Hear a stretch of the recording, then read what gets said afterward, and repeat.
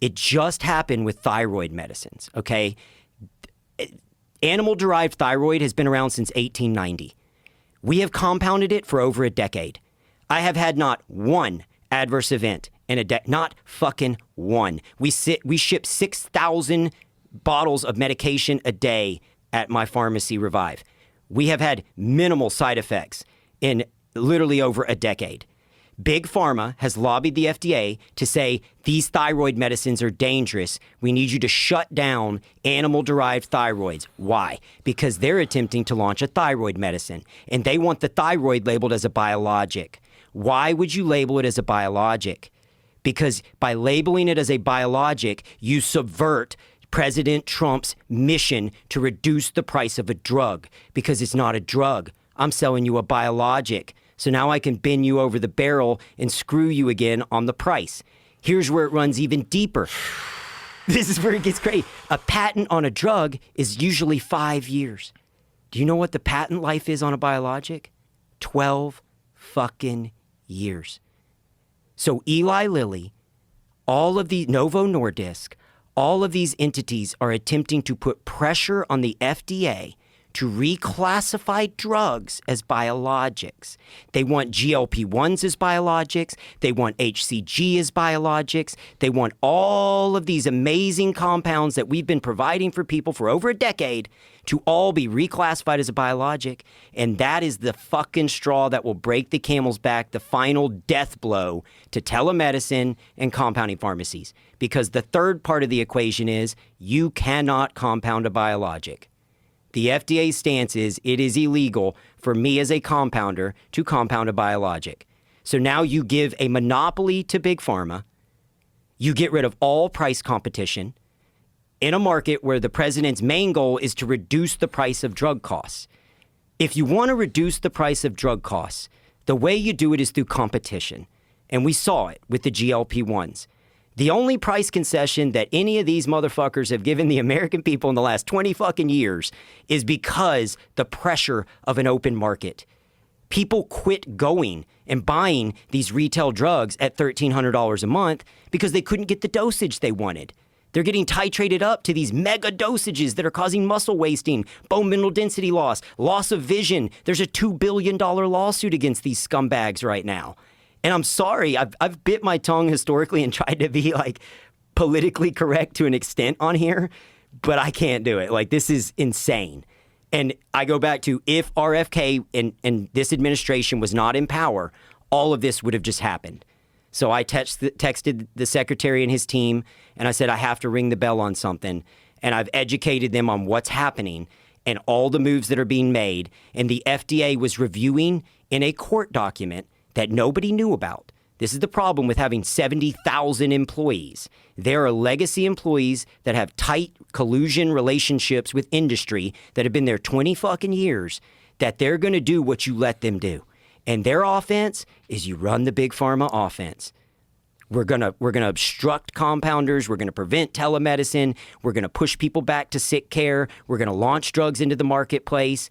And let's look at the history of safety, Joe. If we look at, again, I'm gonna keep hammering on Lilly. Lilly in a lawsuit against Mochi Health last week at a federal judge is suing Mochi for using GLP-1s for weight loss. And their claim is, you are violating our patent, which you're not because it's patient unique. You are, and it's a peptide, which is naturally found in the human body. And you didn't create the peptide. The NIH did, our taxpayer dollars, because we fund the NIH. That's where all of these originated. Out of the last, there's so much, but out of the last 210 blockbuster drugs between 2010 and I think 2016, 210 blockbuster drugs.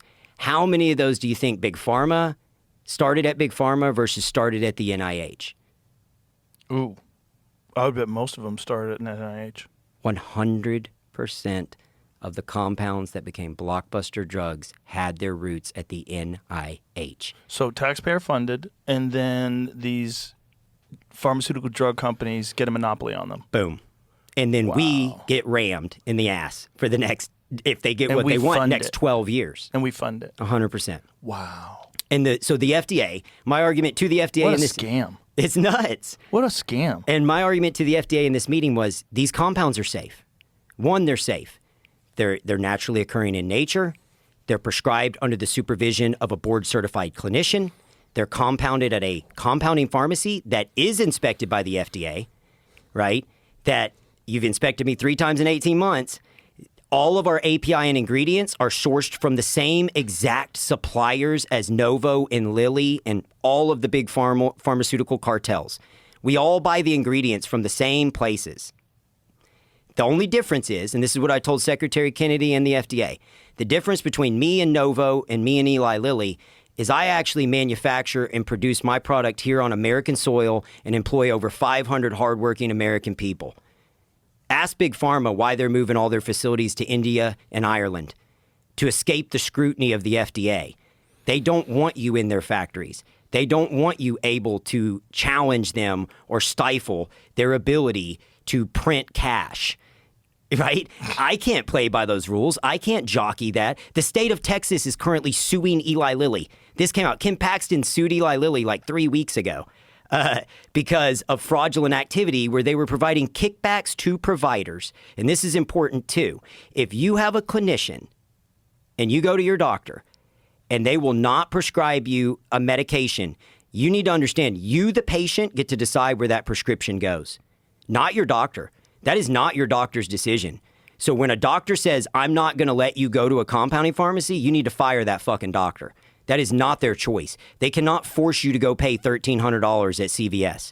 That is not their choice. And there are academic institutions like Methodist Hospital that have policies that say, we're not going to prescribe compounded medicines on GLP-1s. You've got to go to the retail drug because we think compounds are dangerous. Where is this coming from?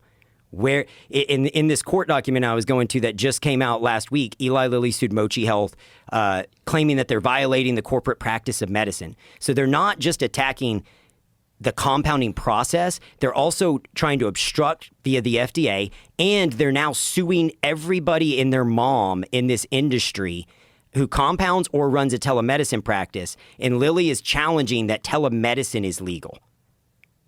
Eli Lilly is literally challenging that telemedicine is legal because one of the ways that so many patients are getting accessibility to cost-effective care is telemedicine. And Lilly thinks if we can shut down the pathway of telemedicine, we can force them to our own company, which Lilly launched their own little telemedicine branch that you can call in. But in the meantime, they're claiming that these companies are violating the corporate practice of medicine. They just want full monopoly. 100%.